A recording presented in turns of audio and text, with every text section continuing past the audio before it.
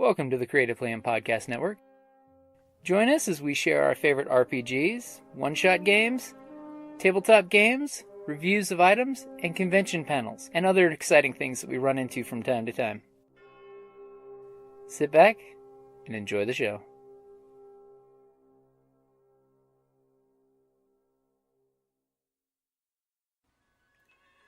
Hi, this is Kelly, aka Trixie from Ragnarok and Roll, a Scion to Ragnarok story, and Tilda Wimblewick from D&D Journey of the 5th Edition. First off, I would just like to say thank you to everyone for listening to our varied adventures, as well as for rating us on iTunes and RPGpodcast.com. If you haven't rated us yet, we would greatly appreciate it if you could.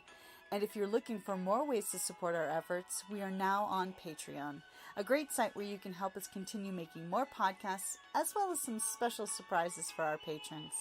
If you can, please look us up at www.patreon.com/cppn. Every little bit helps. And again, thank you for listening. Hey guys, welcome back. Jim here with RPGADAY2018, August the 14th. Describe a failure that became amazing. So I'm going to have to go with one that you've probably heard on the show before, because, we've talked about this one many times. But Jocelyn's character, Riona Otuk, was a monk in D&D, a dwarf monk who has a soup ladle as her weapon of choice as her monk. Well, there was this, we were playing Princess of the Apocalypse, series. They were in the tower with the Air Knights, and they realized that the commandant of this facility was actually a bad guy. Well, let's just put it this way. The priest was the only one who took the insight check and realized that the commandant was an evil bastard when everyone else liked him. She put her knife to his throat. She retracted the blade enough that he could cast Mistwalker. He teleported out the window. And then proceeded to, his next action as he was falling was to cast, fly on himself.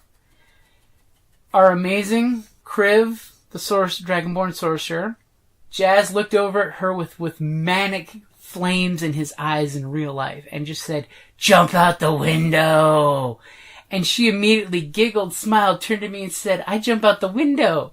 So here you have this dwarf monk flying out this small window, that's big enough for a person to go through, with the night fluttering in the wind outside, and they start grappling. And she, at first she was doing great. She's grappling him. She's holding on.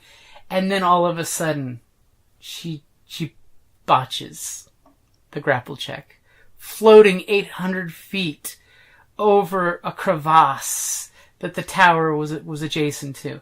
And all of a sudden, she just loses her grip and starts to free fall. And the whole time, the group's panicking while they're still attacking him out the window with ranged attacks. And they realize that he's actually fluttering diagonally to a safe ledge, where basically it was the exit of their mounted rookery. And the whole time, the group's shooting at him and trying to go along with, catching up to him. They realize that Riona's just falling and falling and falling, because she has 800 feet to fall, so it's going to be horrible, but it's going to take some time. And of course, she failed the grapple check, but then thank God, as we're sitting there, we actually took a moment to look at her character sheet. We paused the adventure during the whole panic attack of, oh God, we're going to lose Riona. Nobody can bring her back to life if she's a mist. And we looked at her character sheet, and we basically took a moment, and, as I suggested, think like Jackie Chan. You're a monk, Pulp Fiction, Pulp Heroes. What cool things can you do? And Riona realized in a moment of pure Jackie Chan inspired awesomeness that she whipped out her pack and started going through her pack and pulled out her rope. And then grabbed her ladle, and then tied the rope onto the ladle. And then as she's continuing falling, swirls the ladle on the rope, and throws it at one of the spikes of earth that's jutting out, and misses the first time. Wasn't a failure, but missed. And then all of a sudden she twirl, and threw it again when she was down to only about 100 feet left to go. And her grapple check was a natural 20. So her ladle wrapped around there, and then she did this cool monk thing where she runs around in a spiral, holding onto her rope, running sideways on this giant pointed stalagmite, just jutting straight up out of the ground, and she ran her way down it, slowing her momentum down with her 200 feet of silk rope and her ladle, and then finally came to a perfect stop at the bottom and then retrieved her ladle.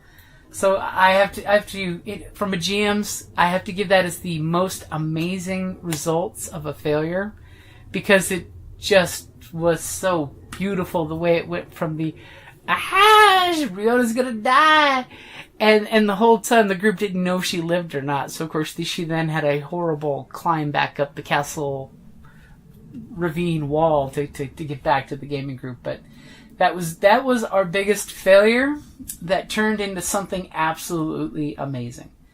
So I kind of said it yesterday, but don't be afraid to fail forward, because failure happens to everybody in life, and it is part of the hero's journey. If you look at the hero's journey, at one point the hero has to be knocked on his butt.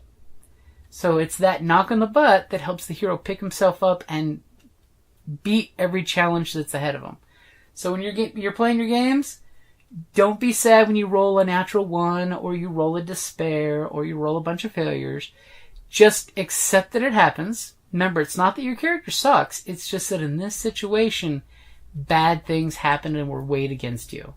You know, poor Riona, she grabbed onto that knife, but it's not often that she flies through the air, so she's a little off by the slamming of the air.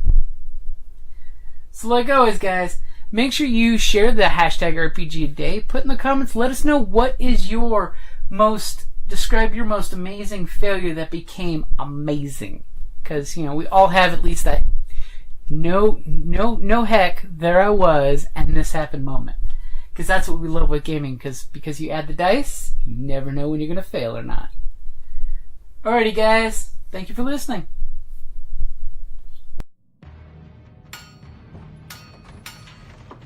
Down in the depths of the mountain, we dwarves spend our time forging powerful weapons, mining precious gems and metals, and feasting like kings. But after a day of digging for the next Arkenstone, this dwarf likes to come home to a package full of loot. Dungeon Crate is a monthly subscription box service forged specifically for RPG and tabletop gamers. Miniatures, dice, tokens, coins, maps, modules, terrain pieces, handcrafted items, RPG jewelry, and more are yours for only a few gold per month. You even get a digital crate along with a physical one as an added bonus. So are you brave enough to reward yourself with a Dungeon Crate? By Morden's beard, I hope so. DungeonCrate.com. Let the adventure begin.